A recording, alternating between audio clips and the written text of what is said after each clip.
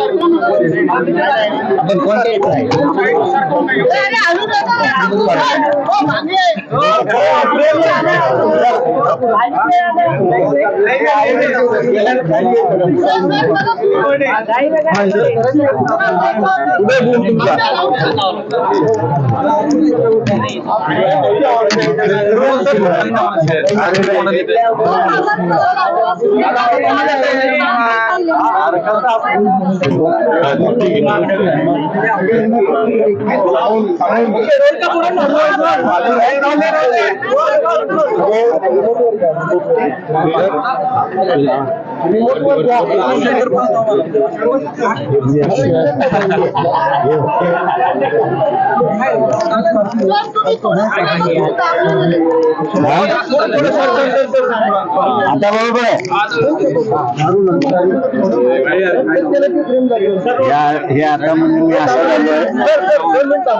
थांबतो मी असं झालेलं आहे की तो आपला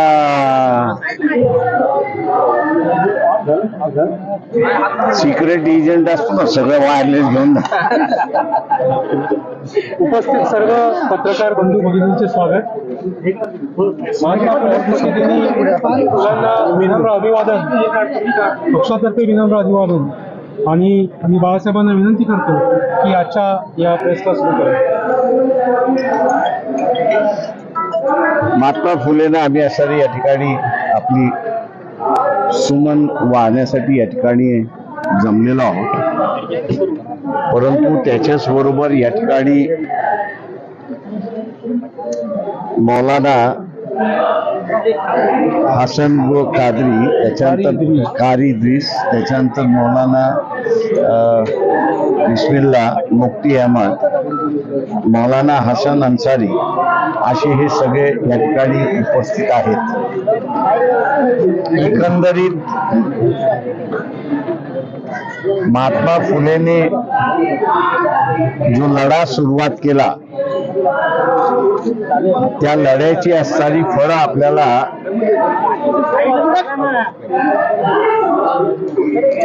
ती फळं जी आहेत ती फळं आपण चाकतो अशी असणारी परिस्थिती आहे. त्यांच्या काळातही त्यांना असणारा फार मोठा त्रास देण्यात आला. सामाजिक स्वातंत्र्य, धार्मिक स्वातंत्र्य याच्या वादामध्ये अडकवण्याचा प्रयत्न झाला. ब्रिटिशांच्या विरोधात जे सामाजिक धार्मिक स्वातंत्र्यासाठी लढले त्यांना असणारा देशभक्त म्हणण्यात आलं, आणि जे सामाजिक स्वातंत्र्यासाठी लढले त्यांना असणारं ब्रिटिशांचे हस्तक म्हणून त्या ठिकाणी ठरवण्यात आले. आज पुन्हा असणारं तीच परिस्थिती आपल्याला या ठिकाणी दिसते की या देशामध्ये ज्यांनी धार्मिक हस्तक्षेप होतोय आणि आमच्या वैदिक धर्मावरती आघात होतोय असा ज्यांनी कांगावा त्यावेळेस केला होता, त्यांनी आता नव्याने असणारा कांगावा या ठिकाणी सुरुवात केलेला आहे की या देशामध्ये हिंदूंचं राज्य असूनही देशाला हिंदू असं संबोधित करावं, घोषित करावं असा लढा चाललेला आहे. मी दुर्दैवाने असं म्हणेन की या लढ्याचं असणारं गांभीर्य लोकांच्या समोर आलेलं नाही, आणि आज पुन्हा आपल्याला असणारं दिसतंय की पुन्हा वैदिक परंपरा ह्या देशामध्ये सुरुवात व्हावी आणि करावी, याच्यावरती संविधानावरती बदलणार अशी घोषणा आहे. RSSच्या वतीने कोणी बोलत नाही आहे, विश्व हिंदू परिषदेच्या वतीने कोणी बोलत नाही आहे, पण देवेंद्र फडणवीस ज्यांना प्रांत प्रतिनिधीपर्यंत जाता आलं नाही संघाच्या हायरार्कीमध्ये, आज तेच म्हणायला लागलेत की आम्ही असणारं संविधान बदलणार नाही. माझ्या अंदाजानं रस्त्याच्या माणसावरनं कितीही बोंबलला तर त्याच्यावरती कोणीही विश्वास ठेवत नाही. आमचं देवेंद्र फडणवीसांना आव्हान आहे की आपलं असणारं वक्तव्य हेच मोहन भागवतांचं वक्तव्य आहे आणि त्यांनी असणारं हे जाहीर करावं अशी आम्ही अपेक्षा त्या ठिकाणी पकडतोय. जोपर्यंत मोहन भागवत जे RSSचे प्रमुख आहेत घोषणा करत नाही की त्यांनी 46 ते 50 या दरम्यान जे वक्तव्य RSSच्या वतीने झालं होतं त्याच्याशी आम्ही असणारं निगडीत नाही, ते आम्ही असणारं जाळतो, ते आम्ही असणारं नाकारतोय, तरच या ठिकाणी असणारं मान्य होईल अशी असणारी परिस्थिती आहे. मी मागेही म्हणालो की 3 डिसेंबरच्या नंतर या ठिकाणी अनेक दंगली होण्याच्या असणाऱ्या शक्यता आहे. आपण लोकल पोलीस स्टेशन मध्ये जर आज गेलात तर लोकल पोलीस स्टेशन वाल्यांना सतर्कतेचा इशारा आलेला आहे आणि कुठल्याही पद्धतीमध्ये 6 डिसेंबर नंतर काहीही होऊ शकते अशा इन्स्ट्रक्शन्स त्यांना आलेल्या आहेत. पक्षाच्या वतीने 2 महिन्यापूर्वीच मी असं म्हणालो होतो की एकदा 4 राज्याच्या निवडणुका संपल्या की या देशाची परिस्थिती पूर्णपणे बिघडणार आहे अशी असणारी परिस्थिती आहे. दुर्दैवाने इथे असणारं मुसलमानांना टार्गेट केल्या जात आहे आणि दुसऱ्या बाजूला ओबीसीचं आरक्षण या ठिकाणी टार्गेट केल्या जात आहे. ज्यांचा ह्या लढ्याशी संबंध नाही, ओबीसीच्या लढ्याशी संबंधित नाही, त्या सगळ्यांनी असणारा हा लढा आपल्या ताब्यात घेऊन या दंगली कशा वाढतील अशाच स्वरूपाचं वक्तव्य त्या ठिकाणी करतायत. यासाठी ओबीसीनी सतर्क राहावं अशी असणारी परिस्थिती आहे. या अगोदरच मुस्लिम समाजाला माझा असणारा सल्ला होता, गेले 9 वर्ष आपण असणारा अत्याचार या ठिकाणी सहन केलेला आहे. 4 महिने शिल्लक राहिलेले आहेत लोकसभेच्या निवडणुकीमध्ये. या 4 महिन्यामध्ये जो काही अत्याचार होईल तो असणारा सहन करा. लोकसभेच्या निवडणुकीच्या माध्यमातून शासनामध्ये निश्चित बदल होणार ही खात्री मी आपल्याला असणारं त्या ठिकाणी देतो. उद्याचं सरकार कोणाचं असेल हे सांगता येणार नाही, पण ह्या देशाचे पंतप्रधान नरेंद्र मोदी राहणार नाहीत एवढी गवाही फक्त असणारं मी त्या ठिकाणी आपल्याला असणारं देऊ शकतो. दुसरं, आपल्याला एक सवय लागलेली आहे की कुठलाही प्रश्न हा धार्मिक चष्म्यातूनच बघावा अशी असणारी परिस्थिती आहे. गदाफीच्या विरोधात ज्यावेळेस जन आंदोलन लिबियामध्ये झालं त्यावेळेस बीजेपीचं सरकार होतं. लिबिया हे राष्ट्र आहे, तेव्हा गदाफी बरोबर राहायचं की लोकांसमोर राहायचं याच्यापेक्षा ते मुस्लिम राष्ट्र आहे, आपल्याला काय करायचं अशी असणारी परिस्थिती आहे. आजही आपल्याला असणारा फिलिस्तीनच्या प्रश्नावरती इस्रायल आणि फिलिस्तीनच्या लोकांमधला लढा सुरुवात झालाय, बॉम्बिंग सुरुवात झालेली आहे त्या सगळ्या ह्याच्यामध्ये. आणि तिथे आपल्याला असं दिसतंय की पॉलिटिकल लिडरशिप ही एक लाईन घेत आहे आणि ऍडमिनिस्ट्रेशन जी आहे ती दुसरी लाईन घेते असं आपल्याला त्या ठिकाणी दिसतंय. जे प्राईम मिनिस्टर हे इस्रायल बरोबर आहेत आणि फॉरेन मिनिस्ट्री आणि फॉरेन सेक्रेटरी हे पॅलेस्टाईनच्या लोकांबरोबर आहेत अशी असणारी परिस्थिती आहे.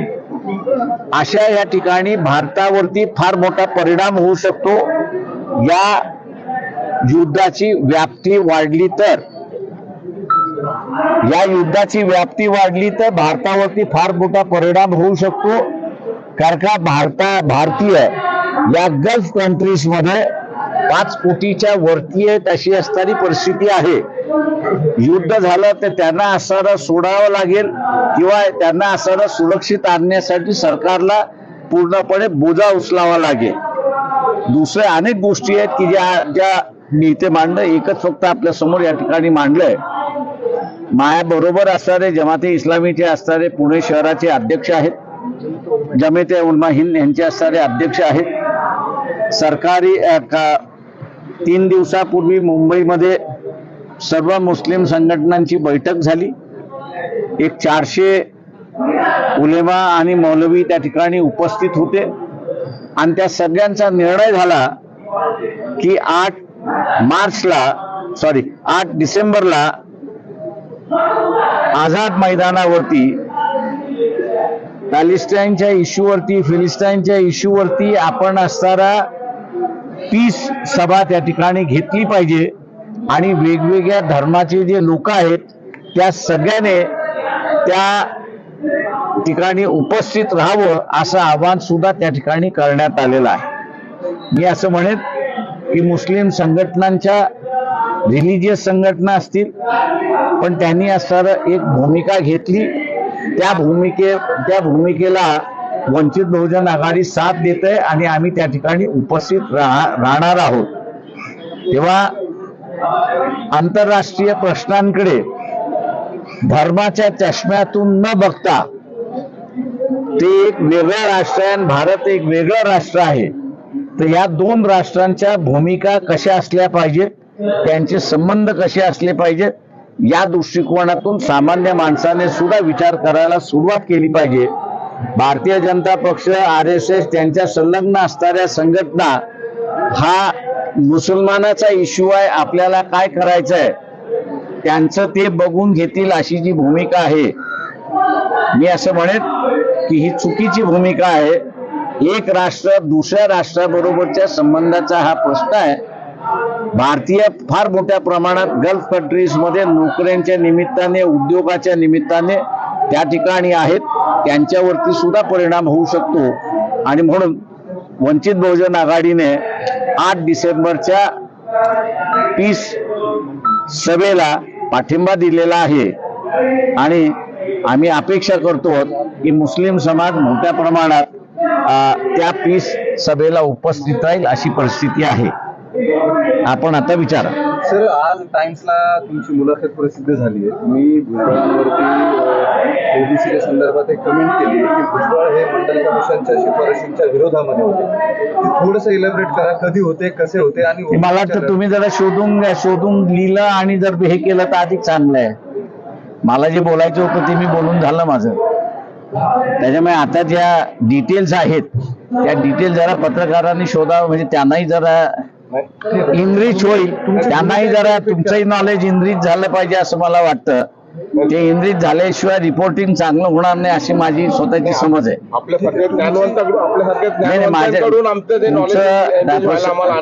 माझं म्हणणं असं आहे की आम्ही नॉलेज आपल्याला दिलेलं आहे, प्रिमायसेस आपल्याला दिलेले आहेत. त्या प्रिमायसेस वरती असणारी इमारत बिल्डिंग बांधायचं आता आपलं काम आहे, ते आपण करावं.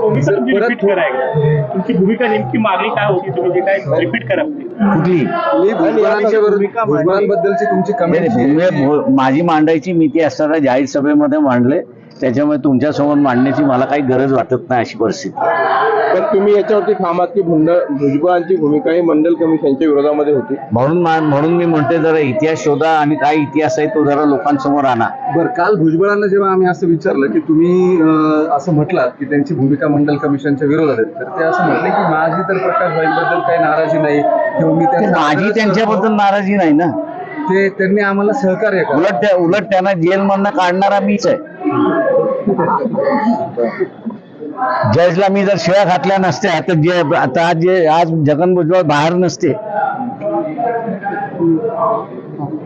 त्याच्यामुळे असताना माझी नाराजी जर असती तर मी जजला शिव्या घातल्या नसत्या पब्लिकली. त्यांना सोडत नव्हते त्यावेळेस.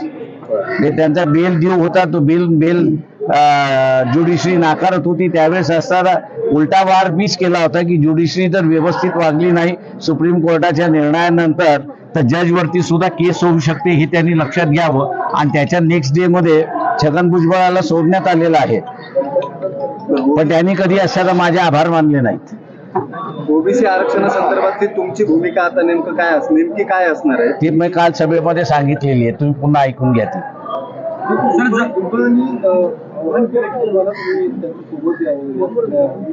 मला कोणाची गरज नाही. आय एम आणि आंबेडकर वाद फुले वाद शाहू वाद हा जो आहे हा एवढा सक्षम आहे की त्याला कोणाच्या व्यक्तीची गरज नाही. त्या वादामध्येच एवढी ताकद आहे की ते सेल्फ सस्टेनिंग आहे. भुजबळ नेते म्हणून तुम्हाला त्यात असोसिएट व्हायचं नाहीये का ओबीसीच्या या सगळ्या एकूण लढ्यामध्ये की तुम्ही सेपरेटच? मला वाटतं म्हणून मी तुम्हाला म्हटलं ना जरा इतिहास तुमचा जरा सुधरून घ्या अभ्यास करून घ्या. तुम्ही अभ्यास केलेला नाही म्हणून तुम्ही असं इथे वाईट शब्दात बोलत नाही पण तुम्ही अज्ञानी मला दिसताय. हा लढा महाराष्ट्रातला जो आहे ओबीसीचा हा ओबीसीचा लढाचा जनक हा प्रकाश आंबेडकर आहे एवढं लक्षात ठेवा. म्हणूनच त्याच्यामधला अभ्यास करून जर विचारला ना तर त्याला उत्तरं द्यायला जरा मजेत वाटतात. नाही तर काय वाटतंय की तुम्ही सुपारी घेऊन बसलेल्यात अशी परिस्थिती आहे. तर माझा असणारा रोग जो आहे ना हा तुमच्यापेक्षा अधिक आहे. मी पूर्वी पत्रकार होतो आणि त्याच्यामुळे पत्रकारीतली काय प्रश्न कधी येतात कशी येतात हे जसं राजकारणातलं पक्षाचं उडतं तसं आहे तसं आम्ही ओळखतो. त्याच्यामुळे माझं तुम्हाला सगळ्यांना सल्ला आहे माफ करा. मी असणारा एक माझा सल्ला आहे तुम्हाला. मला प्रश्नाचा माझ्या असलेल्या प्रश्नाच्या इश्यू मध्ये तुम्हाला एक लक्षात घ्या मी कॉमेंट करणार याचं कारण की सरळ जर तुम्ही प्रश्न विचारणार असाल तर सरळ उत्तर येणार आहे. तुम्ही कोणाची ब्रीफ घेऊन प्रश्न विचारणार असाल तर माझी उत्तरं तशीच असतात एवढं लक्षात घ्या. त्याच्यामुळे असणारा तुम्हाला रिपीट करायचं असेल मला सरळ रिपीट करायचं असेल रिपीट करा. मला जे उत्तर रिपीट करायचे ते मी करणार की ब्रीफ घेणाऱ्याला उत्तर मी तसंच देत असतो. त्याच्यामुळे तुम्ही असणारे इतर नेते हे तुमच्यावरती अवलंबून आहेत. ऐकून घ्या तुमच्या नेते तुम्ही इतर नेते मी अजिबात घेणार नाहीये. मी बिलकुल कधी घेत नसतो बोललेलं शब्द एवढं लक्षात घ्या. मी कुठेही काहीही बोललेलं जे असतं ते माझं विचारपूर्वक असतं ठरलेलं असतं आणि मी कधीही मागे घेत नाही. त्याच्यामुळे पत्रकारांनी या गोष्टी मला विचारण्याच्या अगोदर लक्षात घ्या की तो बुमरँग आपल्यावरती होणार नाही याची दक्षता घ्यावी त्यांनी. फडणवीस म्हणतात सोशल फॅब्रिक खराब होणे मात्र सत्ताधारी वेगवेगळ्या सभा घेतात. एकीकडे छगन भुजबळ म्हणतात ओबीसी आरक्षण जाणार नाही. फडणवीस म्हणतात की त्याला धक्का लागणार नाही पण जरांगेंनाही थांबवत नाही. त्याबद्दल वंचितची काय भूमिका? एक लक्षात घ्या की इथे ज्यावेळेस ओबीसी मराठा कोविडच्या अगोदर लागलं होतं त्यावेळेस सगळे राजकीय नेते बिळामध्ये शिरले होते आणि सगळेच बिळामध्ये शिरले होते. दिल्लीवरनं मी जी प्रेस कॉन्फरन्स घेतली होती की मागणी करण्याचा अधिकार कोणालाही आहे त्याच्यावरती कमेंट करण्याचा अधिकार सगळ्यांना आहे. त्याच्यामुळे ओबीसीच्या नेत्यांनी मागणी मान्य करणं न मान्य करणं हे त्यांच्या हातात नाहीये. ही मागणी कायदेशीर आहे की नाही घटनेशीर आहे की नाही त्या काळच्या सरकारला घेण्याची गरज आहे. हे माझ्या वक्तव्यानंतर इथलं असणारं वातावरण शांत झालं नाही तर दंगली त्याच वेळेस होत्या अशी असणारी परिस्थिती होती. आजही असणारं तेच मला दिसतंय की इथे दंगली कधीही आणि केव्हाही घडू शकतात आणि म्हणून मी आपल्याला एक इन्फॉर्मेशन शेअर केली ती म्हणजे की लोकल पोलीस स्टेशनला वॉर्निंग आलेली आहे की सतर्क राहा की तुमच्या एरियामध्ये कधीही दंगल होऊ शकते. पत्रकारी करतो आपण हे बरोबर आहे पण त्याच्याबरोबर मी एक नागरिक आहे हेही लक्षात घ्या. तेव्हा माझी ही जबाबदारी आहे नुसतं आग लावायची नाही, तर ती शांत राहण्याची सुद्धा माझी एक जबाबदारी आहे. नुसतं TRP बघून चालत नसतो. आणि ती नेत्यांची पण जबाबदारी असते. ती असते नेत्यांची, ती मी पार पडतोय. त्याच्यामुळे असताना मला शांतपणा शिकवण्याच्या भानगडीत पडू नका. तुम्हाला शिकवण्यात काही होते नाही, मग त्याच्यावर शांत राहता, त्याच्यावर शांत राहता, नाही शिकवणी तर शांत राहा त्याच्यामध्ये.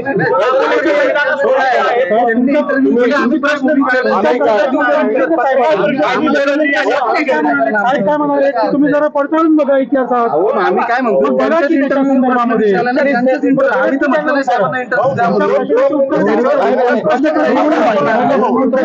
त्याच्यामध्ये असणारा दिलेला स्पष्ट आहे. कळत नसेल तर मला सांगू नका. जरांगेने तुमचा सल्ला ऐकलाय साहेब, जरांगेने तुमचा सल्ला ऐकलाय. त्यांनी जे काही शब्द मागे घेतले ते म्हणले की तुमचा आदर करून, तुम्ही सांगितलेला आदर करून मी लायकी हा शब्द मागे घेतले. ते चांगलं आहे, स्वागत आहे माझं. मी असं म्हणेन जरांगेचं मी असं स्वागत करतो की त्यांनी त्यांचा लढा एका दायऱ्यामध्ये ठेवून की मराठा समाजाला आरक्षण मिळालं पाहिजे, हा दायरा त्यांनी असणारा कायम केला. त्याच्याबद्दल मी याचं त्यांचं स्वागत करतो.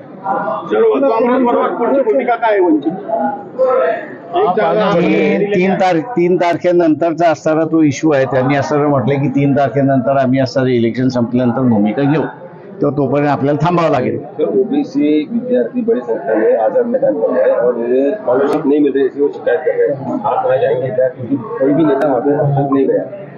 देखिए, ये ओबीसी की जो स्कॉलरशिप है, विलास राव की सरकार में जब हम मंत्रिमंडल में थे तब हम लोग ने डिसीजन दिया था कि ओबीसी विद्यार्थियों को स्कॉलरशिप मिले. 2 साल हम लोग सरकार में थे, 2 साल के लिए स्कॉलरशिप मिली. जैसे ही हम लोग सरकार से बाहर निकले वैसे ओबीसी की स्कॉलरशिप बंद हुई है. आज कई ओबीसी के मंत्री जो है कैबिनेट में है, लेकिन वो निर्णय नहीं ले सकते, ऐसी एक परिस्थिति है. जहां मिलने की बात है उस विद्यार्थियों के साथ हम लोग हैं, उनसे मिलते भी है. और उनका जो आंदोलन है कि स्कॉलरशिप का है, उस स्कॉलरशिप के आंदोलन को हम लोग मानते भी है. और क्योंकि creamy layer non creamy layer आप ले आए हो, स्कॉलरशिप देना जो है वो नॉन क्रीमी लेयर को देना है, इसलिए गरीब विद्यार्थी है तो इनको स्कॉलरशिप मिलनी चाहिए, ऐसी हम लोग की मांग है. आपने ये भी कहा है कि जनरल इलेक्शन के बाद बीजेपी मोदी जी ने सत्ता में इसके आप कंफर्म नहीं, लेकिन मोदी जी प्राइम मिनिस्टर नहीं होंगे, ये आप कंफर्म कर सकते हो. मैंने वही कहा, ऐसा क्यों? क्योंकि मोदी को अगर प्राइम मिनिस्टर बनना है तो उनको 272 सीटों की जरूरत है, और 272 सीटों की जरूरत है. और बीजेपी मुझे दिखाई देता है कि 272 सीटों पे नहीं आएगी, इसलिए समझौते की सरकार होगी. जो कोई समझौते में जाएगा, सभी पार्टी के नेताओं को मोदी ने अंदर डाल दिया है, तो कोई उनके प्राइम मिनिस्टरशिप के लिए एग्री नहीं होगा और कोई प्राइम मिनिस्टर के लिए एग्री हो जाएंगे. 3 दिसंबर के बाद सांप्रदायिक दंगे हो सकते हैं, ऐसा मैंने आपको इसका तथ्य भी दिया है कि आज किसी भी पुलिस स्टेशन में आप जाइए तो पुलिस स्टेशन में वार्निंग आ चुकी है कि आज 6-10 दिसंबर के बाद में आपके यहाँ कुछ भी हो सकता है, दंगे हो सकते हैं. चाहे वो हिंदू मुसलमान के दंगे हो सकते हैं या ओबीसी मराठा के दंगे हो सकते हैं. दोनों वार्निंग आ चुकी है. राष्ट्रवादीने 2014ला सरकार पाडलं राष्ट्रवादीने 2014ला सरकार पाडलं असं थेट पृथ्वीराज चव्हाण यांनी सर बोलून दाखवले काल एका कार्यक्रमामध्ये. सरकार जर पाडलं नसतं तर मराठा आरक्षणाचा निकाली निघाला. आता ते जर तरच्या भाषेत त्याला मी नाही कॉमेंट करतो. 5 राज्याच्या निवडणुका आहे तिथं काय स्थिती असेल, तुमचा तर्क काय आहे? बीजेपी पाठीमागे राहील असं मला दिसतंय. चलो, थँक्यू. आणि बाळासाहेब तुम्ही दुसऱ्यांदा माझं सर्व म्हणणं असं ही